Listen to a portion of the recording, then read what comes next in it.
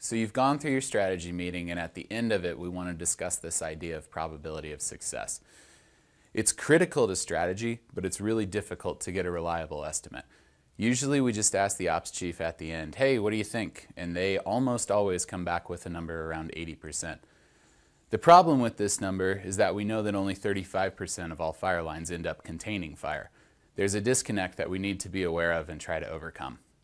The reason this pillar is so important is that a good assessment helps us make decisions based on what's called expected value, or how much payoff we can get from taking any risk. In fields like ours, which are highly dynamic and uncertain, we tend to make decisions from experience, but this experience is skewed and it's incomplete and leads us to think that we're better than we actually are. This is known as the overconfidence effect, and it's a really big problem. We need a way to overcome it, because when we simply ask an expert like an ops chief what they think the probability of success is, what they're actually giving is a grade of how good of a story they just told. Ops people are storytellers, and usually pretty good ones. To illustrate this point, here's a chart showing ops assessed probability of success across 3 teams on the Cedar Creek fire in 2022 and how those lines worked out in the end. Green is when they held, red is when they burned over. These estimates were nearly identical, except for that lines that actually held were estimated as just slightly lower than those that burned over. So how do we overcome this? One way is with data. We have an estimator in the SRA form that incorporates important factors to probability of success: fire behavior, fire danger, resource availability, duration of the action, and things like line suitability. The number it'll spit out isn't the right one by any means, but it's almost always going to be lower than 80%. The difference between this number on the estimator and the ops estimate that you might get, that's the important thing to focus in on.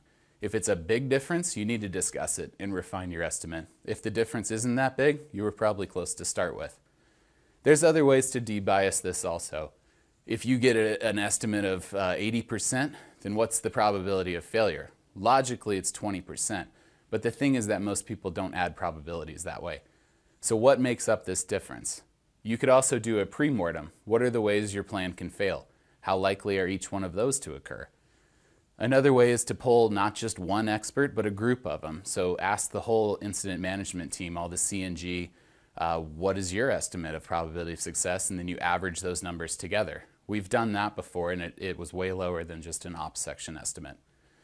Once you get this number and feel okay about it, put it in the SRA. The form will use it to populate the summary export tab with some more risk metrics. But remember, the point of this is to get to that idea of expected value. Even if an action is widely agreed to have a very low probability of success, but the risk to responders can be mitigated and it would result in a huge amount of risk reduction to values, that may still be a good choice to pursue. Conversely, if you have an action that's very likely to succeed yet results in little to no threat reduction to values, you need to ask yourself if that is a thing worth doing and why. Probability of success is a difficult concept to understand, but critically important to assess strategic risk.